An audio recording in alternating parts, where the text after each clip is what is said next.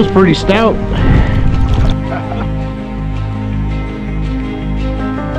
Jig will have an opportunity to fall when we work it back slower, so it covers more columns of water. And not bad little fish.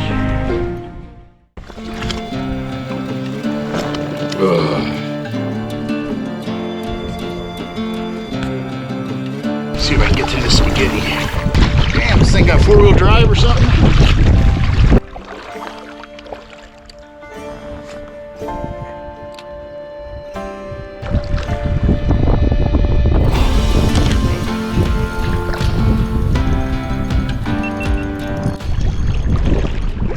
Feels pretty stout.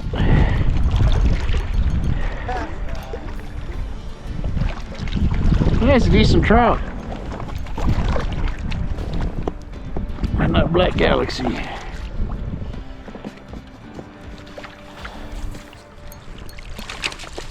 And not bad little fish.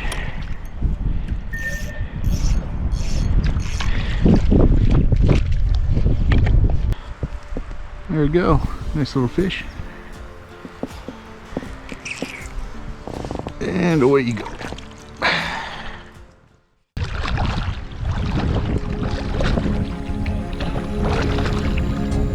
Oh, okay.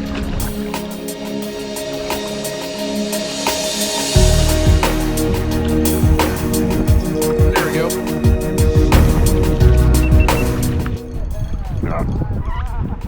On that bluegill.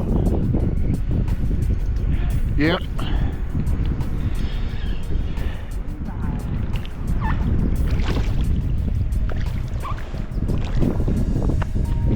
Little bitty fella.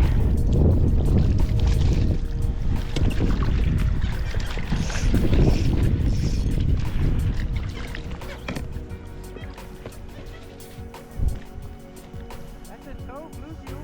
Yeah. Pretty little one. Yeah. On bluegill. Oh, on bluegill. I thought you said caught a bluegill. Oh, no, no, no. Yeah, I got broke off by something big back in there.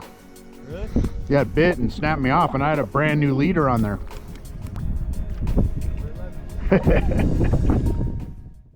All right, ladies and gents, I want to take a quick break from the action to show you what's going on out there and how I'm getting onto these fish.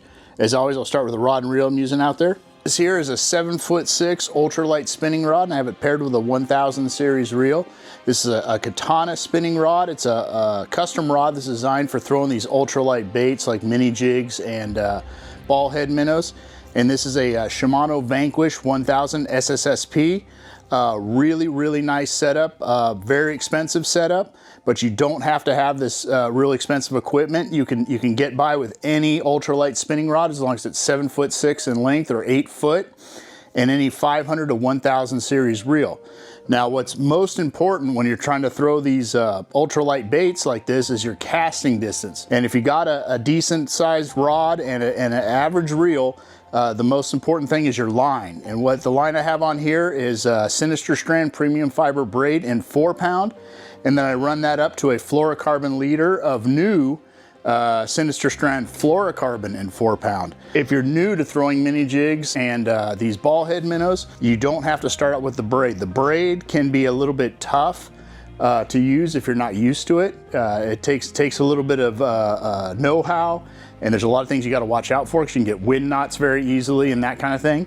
Even though the braid casts probably the best when you're throwing these light baits. But if you go with a 2 to a 4-pound fluorocarbon or even mono, you can cast some of these, like say the 1/16 ounce mini jigs or ball heads, a little bit easier to cast, and you can at least get a taste for throwing these types of baits and figure out if that's what you really want to do. If you get into it, then you may want to invest and start trying the braid and the fluorocarbon leaders and all that stuff. But in the interim, if you just want to try it, you know, in between bait and weight and drop shotting, throwing some jigs, you can easily get away with 2 to 4-pound fluorocarbon on any spinning reel, as long as it's, you know, 500 to 1000 series reel, and your rod is an ultralight rod, at least 7'6" in length, or up to 8 foot. Now let's go to the bench, and I will show you the baits that are working out there and how I rig them up. All right, guys, I'll start with the jigs that we're working out there. I had two main colors that were working the best for me, and they're both kind of dark. This one's Black Galaxy, and this one over here is a more natural color. This is a baby bluegill, and it's got some dark green on the back and some kind of iridescent white on the front. But these were the colors that were working the best for me out there. The darks, you can never go wrong, especially if it's real bright and sunny out there. That creates a lot of shadow in the water, and that's typically why your blacks will work good in either murky or clear conditions. And bluegill is just a good natural looking mini jig, so it has to represent something that they're eating in the water up there, and why they're so apt to hit it. Now there's two types of jig heads you can use in those two mini jigs, and the two typical weights that I use are the 1/16th, which is the bigger one, and the 1/32nd.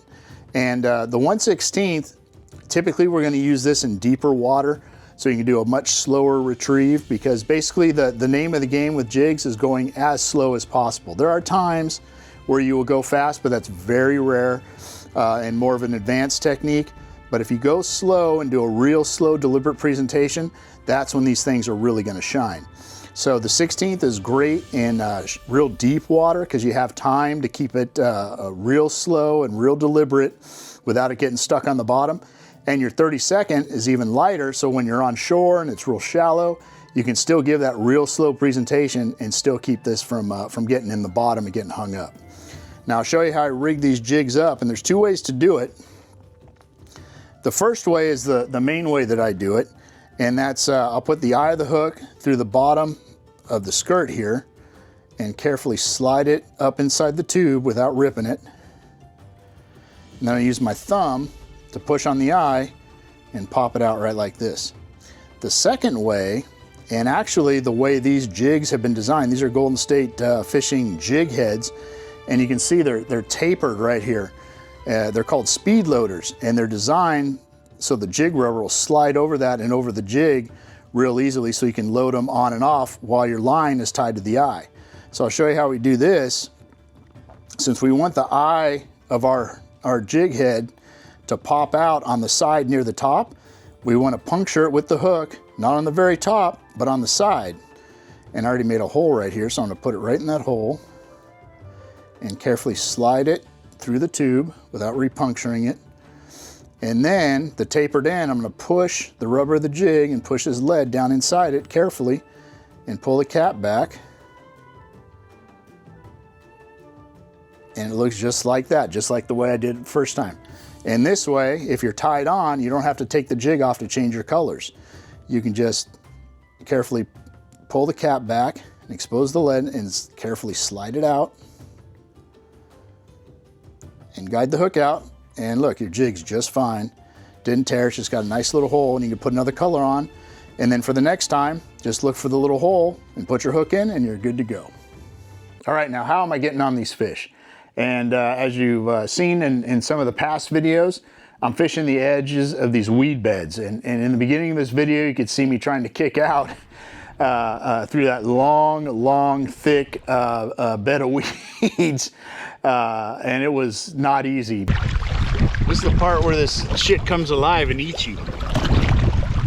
Once you made it out there, you had a lot of clear water to work with, and obviously there's fish out there. But what these trout are doing is they're using the edges of these weed beds as a form of protection and as a place to feed.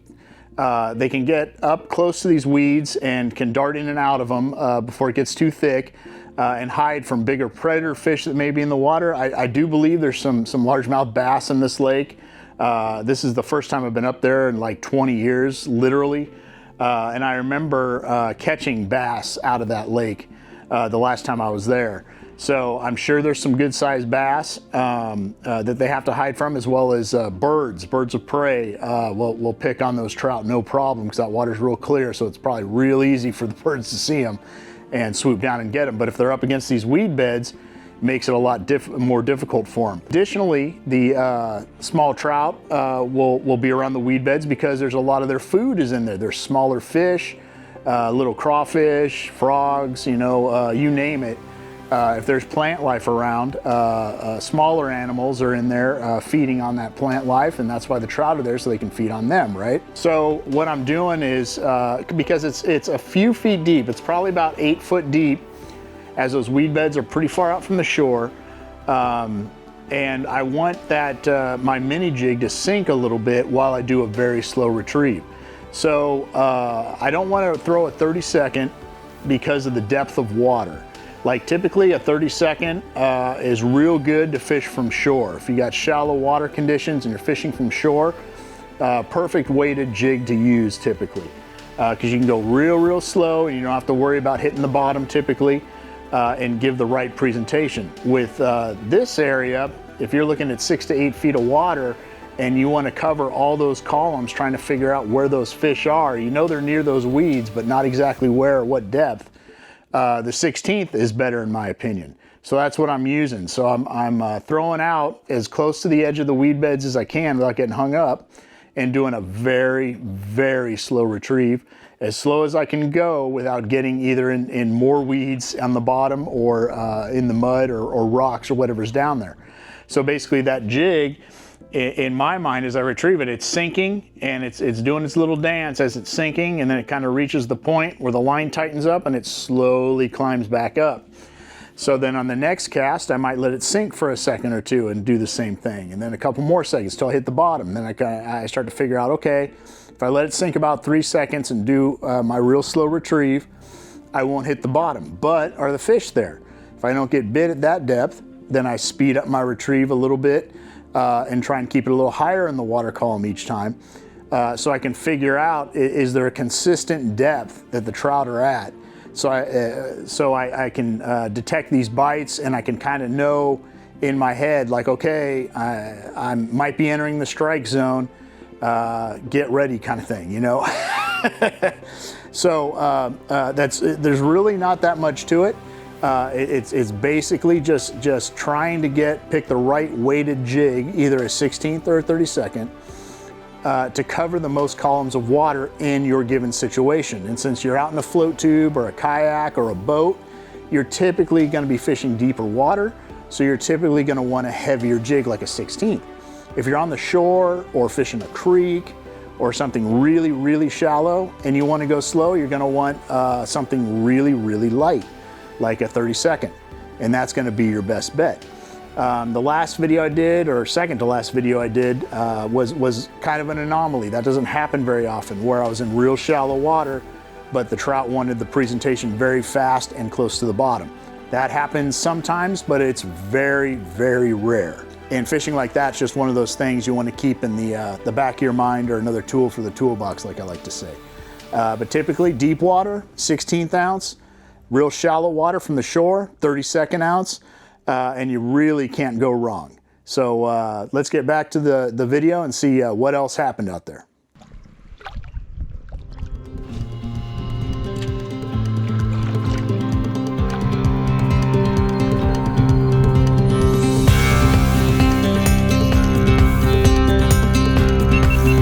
Next cast.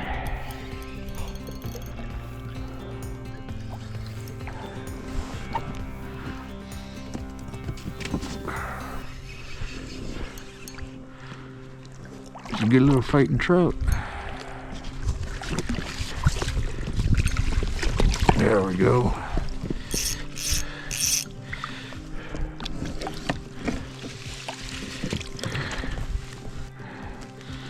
Yeah, not huge, but really fun to catch. Back you go. Bluegill.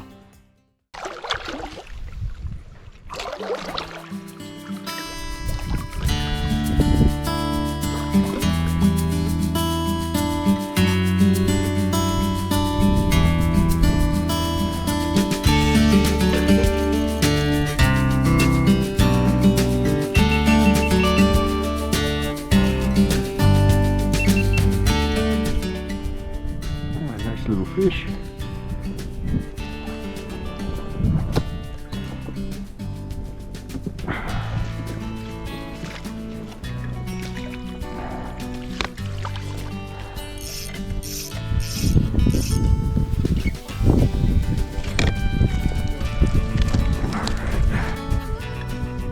go. Nice little fish. All right, ladies and gents, there you have it. Great times out at Old Crystal Lake. And like I said earlier, I literally haven't been out there for 20 plus years. But it's a really, really cool lake. Doesn't cost you anything to go up there. And they do have trout. You're not going to catch monsters per se, but some of the boys I was with, they caught a couple 2.5 pounders. I heard another guy caught a 4 out of there. So there are some decent sized fish in there. But typically you're going to catch the fish that you saw me catch, the basic stalker size. But they were plentiful, and they are a blast to catch, especially out on the old float tube. I do enjoy float tube fishing, even with the new Old Town kayak. I get guys asking me all the time, like, well, you got the nice kayak, guess your float tubes are done. And I'm like, absolutely not. Like, I love getting out on the water. And if you can't kayak, I'll definitely take my tube out. Absolutely nothing wrong with that. Or up in the Sierras, there's some backcountry lakes.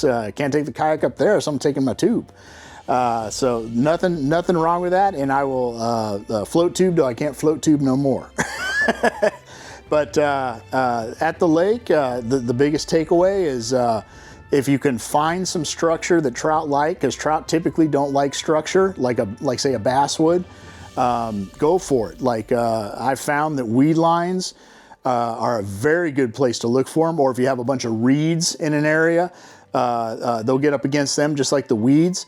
Or like I say in the Sierra videos, your intakes and outtakes, your flats. These are all just areas to look for them and make a few casts and see if you get bit. And if not, just keep moving and eventually, hopefully you get bit and can kind of figure out where they are. And with your water depths and as far as where you're fishing, that kind of dictates what size or weighted mini jig you're going to want to throw, or ball head minnow. If you're out in deeper water, if you're on something that's floating, I typically say usually go with a 16. If you're standing on shore somewhere, probably best bet is a 32nd, unless there's a huge drop off and it's deep water, then you might want to do a 16th. So that's literally all I do is size it up like that and start experimenting, because each day at each lake, no matter if you were there the day before or 20 plus years ago, it's an experiment. Everything changes overnight, sometimes hour to hour. So that's part of the fun of it to me, is trying to figure out the bite. What color are they on to today? What depth are they at? Where did they go? What are they eating? All those things. So just look at it like that, and hopefully on those days where they're being a little bit more finicky, it might save you a little bit more frustration, and you can get bit maybe when no one else that you're fishing with is getting bit. So just some things to think about, and just get out there and keep trying. So with that, if you want any of the fine products I use on this channel, like the Golden State Fishing custom baits, the Katana rods, the Waterland sunglasses, the True Dave waders, or the High Sea waders or boots, there's a QR code right up here. If you click on that, it'll take you to a link tree, which has hyperlinks with the discount codes listed or included in the hyperlink for all these stores and their products. Additionally, the hyperlinks with the discount codes are in this video's description. And if you go and check out their stuff and make a purchase, you can get up to 15% off. So all the websites I have listed do have a discount code. You can get some good deals on some really good equipment. And like I always say, if it wasn't good stuff, I wouldn't use it, and I wouldn't show you guys that stuff, because all I want is for you guys to be successful and get on them fish. So as always, give us a like and subscribe if you liked what you saw here. If you didn't, I do appreciate you hanging on as long as you did. If you have questions, leave them right here. I will get back to you. I do enjoy talking fishing and answering your questions. Additionally, you can contact me on my Instagram at Sea Spanker Outdoors. So just drop a line to me if you have a question, you're going to some lake or something's coming up. Just give me a few days leeway sometimes, because sometimes I'll get back to you right away. Sometimes it takes me a few days, because I do have family obligations, other things going on other than the Sea Spanker Outdoors YouTube channel. So coming up, I'll be heading out to the old Santa Ana River Lakes very soon. Right now it's right after Thanksgiving, and I think it'll be the Monday after Thanksgiving when this video comes out. I'm going to be heading up north to Lake Amador, so that'll be really cool. We've never been up there before. And Parado's coming, God, all the local lakes, and then back to the mid up in January. I'll be back up there. Oh, and then we have a bunch of fishing shows coming up. We have a CML show, I believe it's this Saturday, December 7th. And then Bart Hall starts up after the first of the year, and then I think we have another PCS show in Costa Mesa we'll be going out to. So I'll get all that information out to you. So hope to see you out there somewhere. And if you can, get out there. It's the time. The fish are in the water. So get your rods out and get out there and give it a shot. And hopefully I'll see you out there and tie lines.